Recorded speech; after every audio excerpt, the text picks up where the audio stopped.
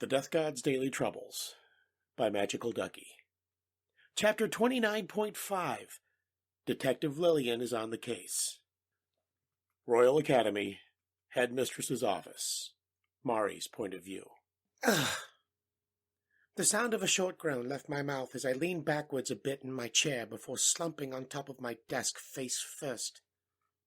I sat there for a moment, taking in the rare moment of silence as I rolled around slightly.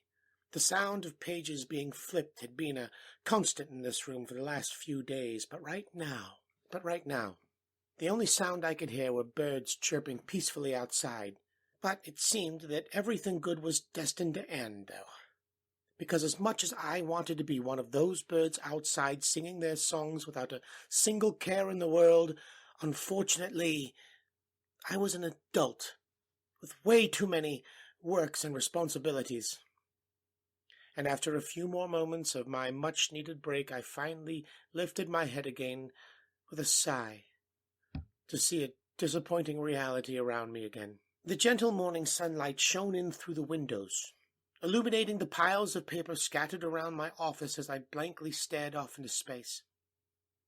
The will to work that I had so painstakingly built up over the past few minutes of rest immediately poured out of me like a water being squeezed out of a sponge, and after a few moments, I was back to feeling lazy as I turned to stare at the clock on the wall before banging my head against the table again. Where the hell is Zane? He was supposed to show up an hour ago.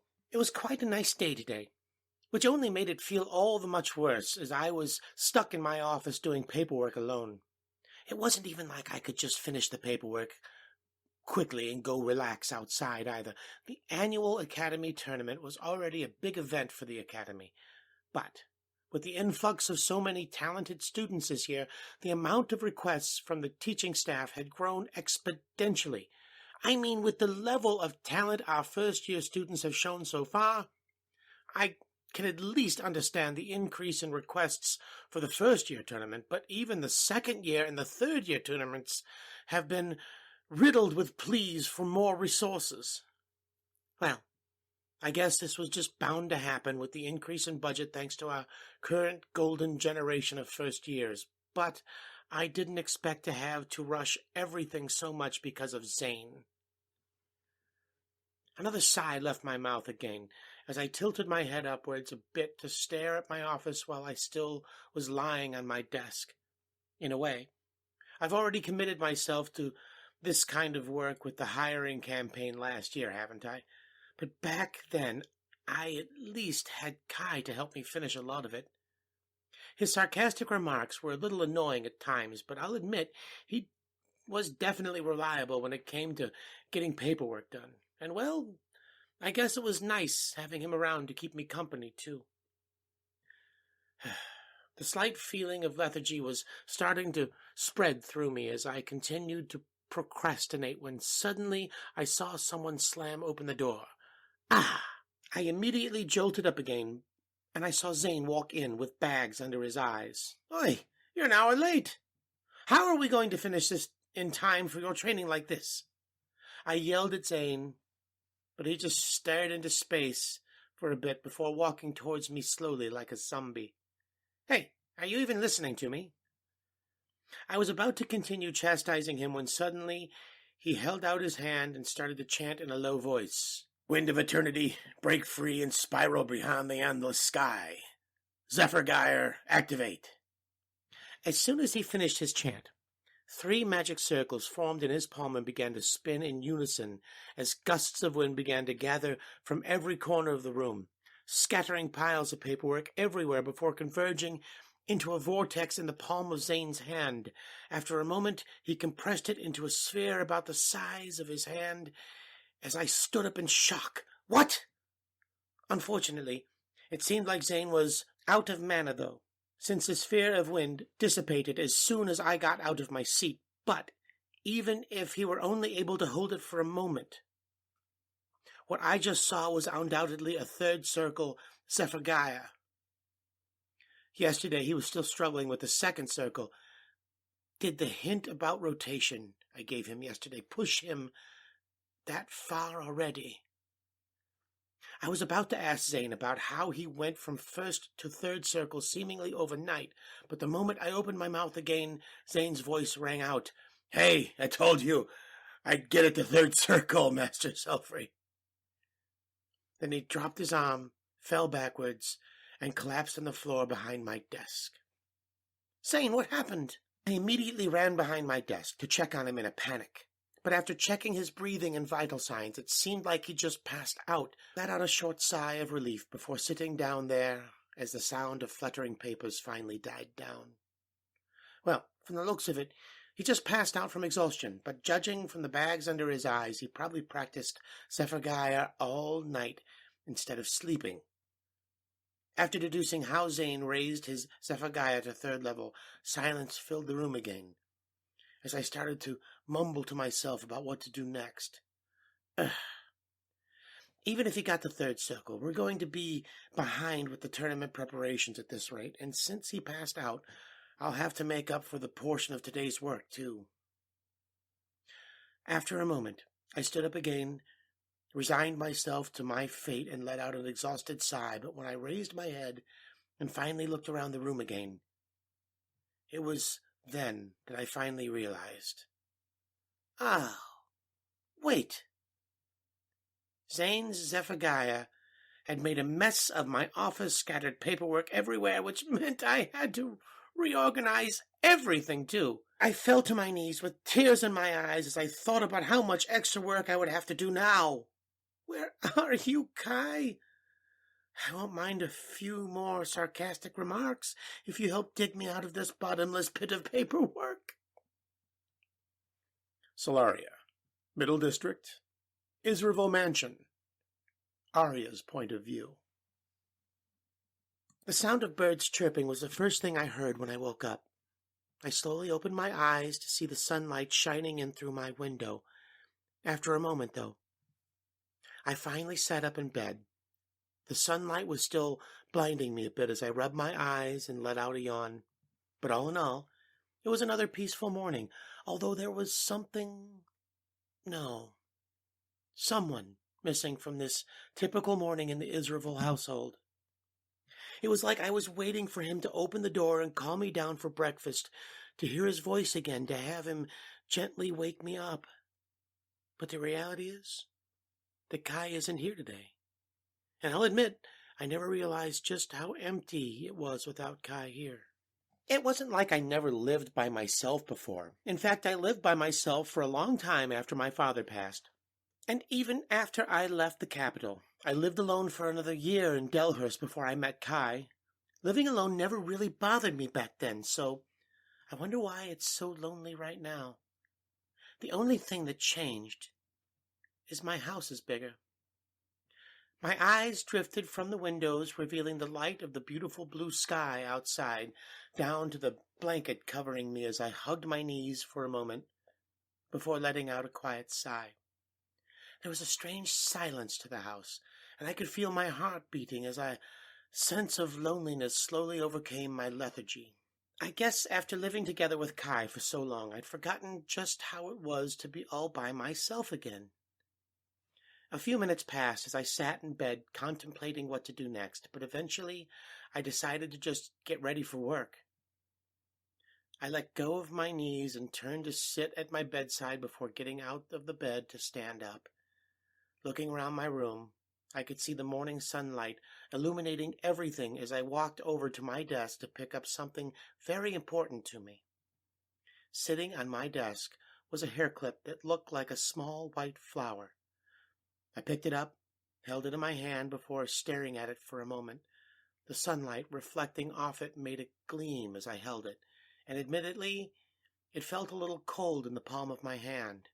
But still, to me, it was warm in a different way.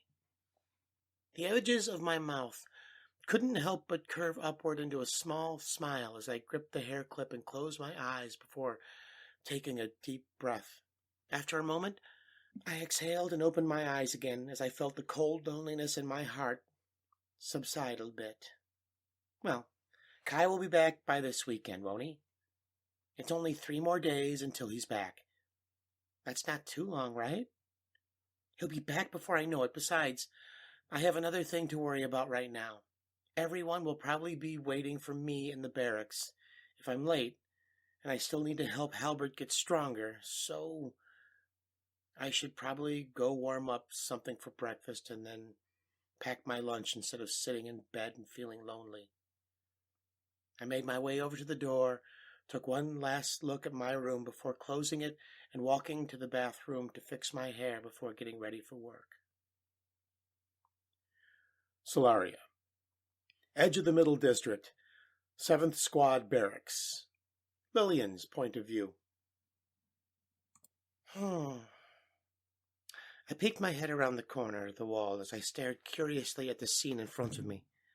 Arrows flew as flashes of blue lightning crackled through the training field behind the barracks as a rookie was sparring with Charlotte.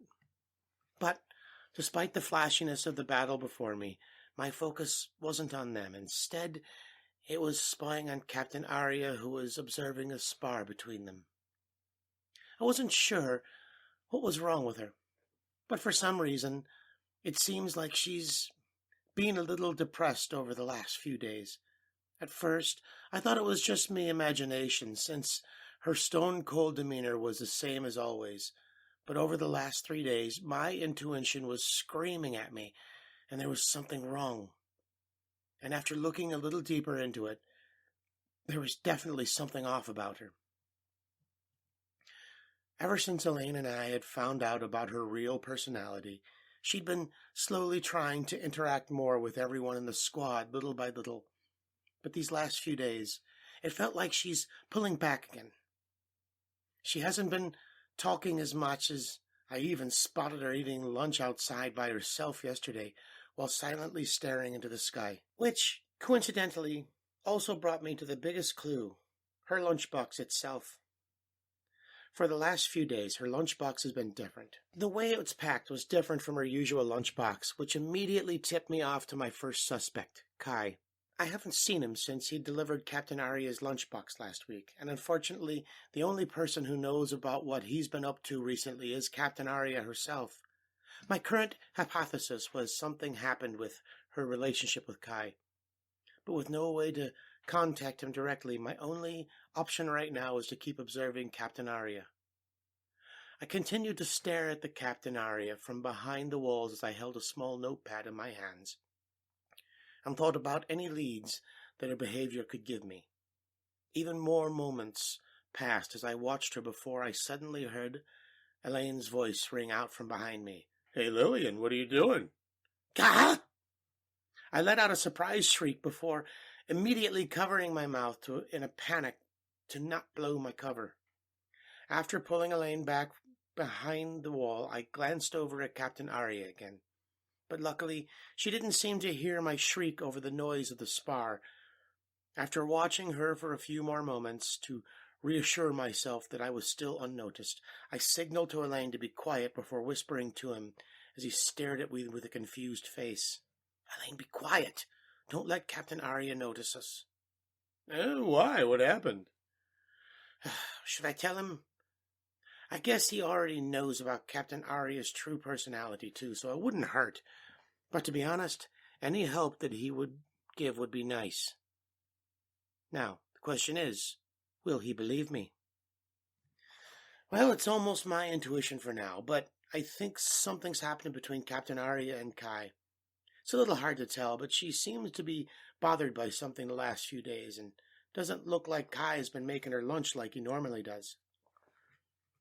After a few more moments of explaining the situation to my suspicious Elaine, he took a second to think about it before reorienting himself to hide behind the wall, too. I'll help you out then, Lillian. After all, how could I face my little angel Lucy if I didn't even help out when my friends were in trouble? And anyway, I can't let Captain Arya crawl back into her shell like she did before. Now, what do we do? I closed my eyes and stood there for a moment, going through the options that we had at our disposal. Well, one option was to tell everyone else. But Charlotte, Edward, and the rookie don't know about Captain Arya's real personality, since she still mostly kept up the act in front of them. And I don't think Captain Arya would like us telling them the truth. I don't think just spying on her the whole day would actually help much either, since I've already watched her for at least a few days, and her schedule seems to be full of training for the rookie right now.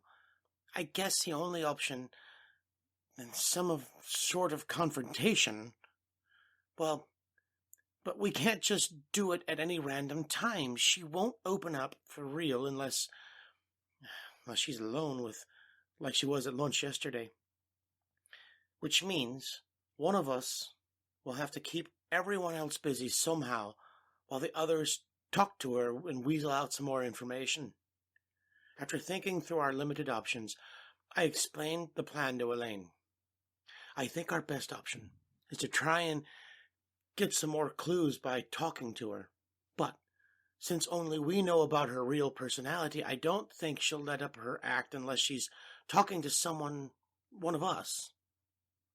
Which means we'll need to keep everyone else busy while we talk to her. My plan for now is that one of us will keep everyone else away while the other person tries to talk with her. Sounds good to me. I'll be honest, though, I don't think I'm the best person to talk when it comes to delicate emotional matters like this. You should probably be better at that, Lillian, so I'll make me try and take care of everyone else. No problem. Anyway, Edward and Charlotte shouldn't be too hard to keep away. But it seems like Captain Arya has been training the rookie the last few days, though. So he'll be the biggest problem.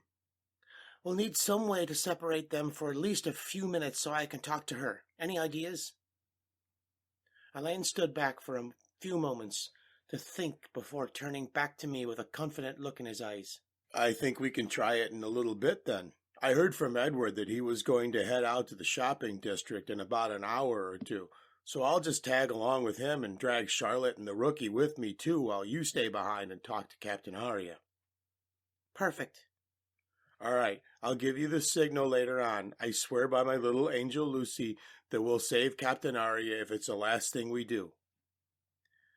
Elaine pumped his fist with determination as I couldn't help but smile a bit as a sense of camaraderie bubbled up in my heart. Yeah, let's split up for now. You go work on convincing Charlotte to go, and I'll keep an eye on Captain Arya until then. I'm on it. This is your chance, Lillian. I walked down the hallway before stopping in front of the door to Captain Arya's office. A moment passed by before I took a deep breath before gathering my resolve and putting a smile on my face. It was just past noon.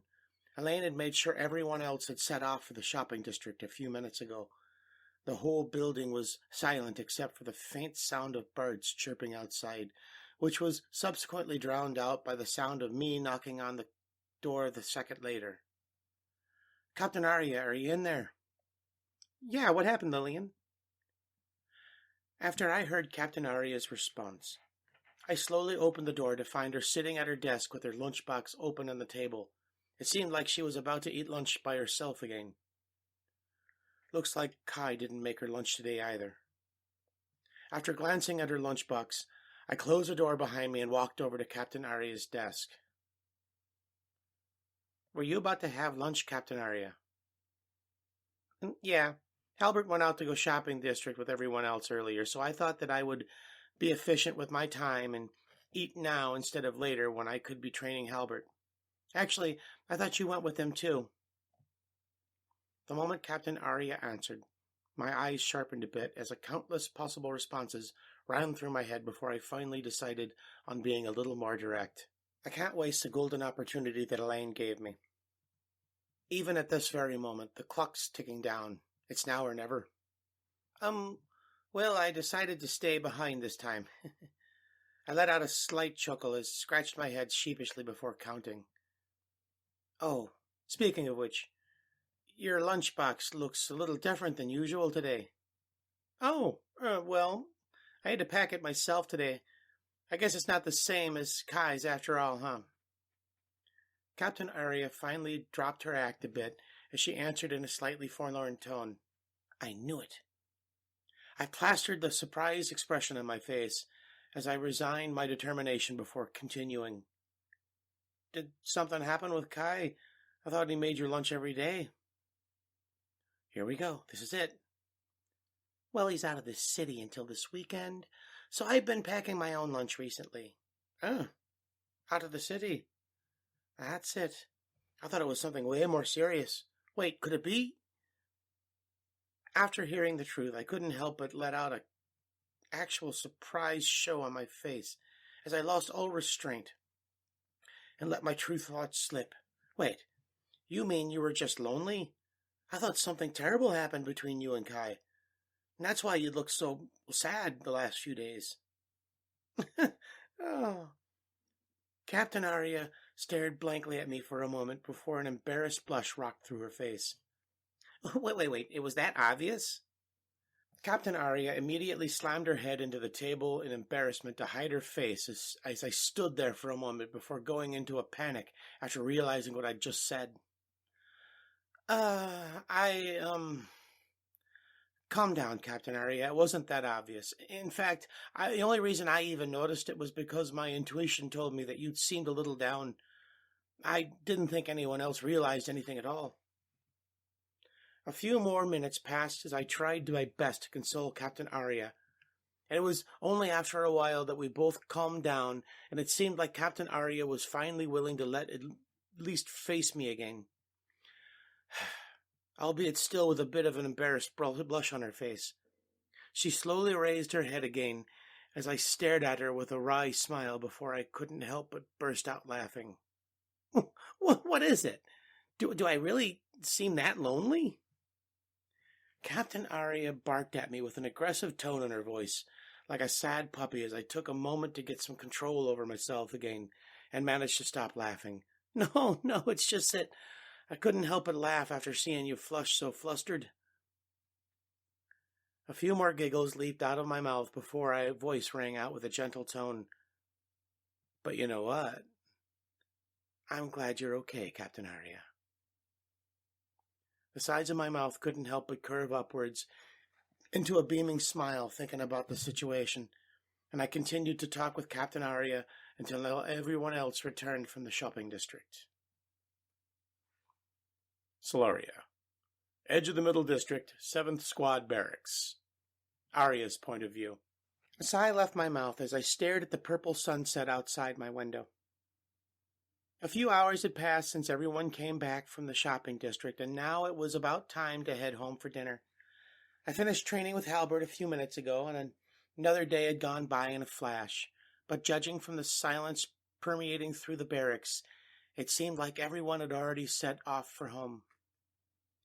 A few more moments passed by before I left my office and walked around the barracks to check that everything was okay. After making sure that everything was locked up properly, the only thing left was to lock the front door. The sound of my footsteps echoed as I walked through the empty hallways, and a slight sense of loneliness crept up around me as I finally entered the front lobby. But when I opened the front door and stepped outside, I saw something unexpected. Ah, finally. There you are, Captain Arya. We were waiting for you. Yep, hurry up, Captain Arya. At this rate, we'll be late for our reservations. I don't need to rush Captain Arya too much. After all, the reservations are for 8 o'clock, right? Yeah. Don't worry, Captain Arya. We'll have plenty of time. Well, I think we should try and get there before it gets dark. Lillian was standing on the path leading to the barracks, waving at me with a smile as Charlotte stood behind her, while Elaine, Edward, and Halbert were gathered near the front gate.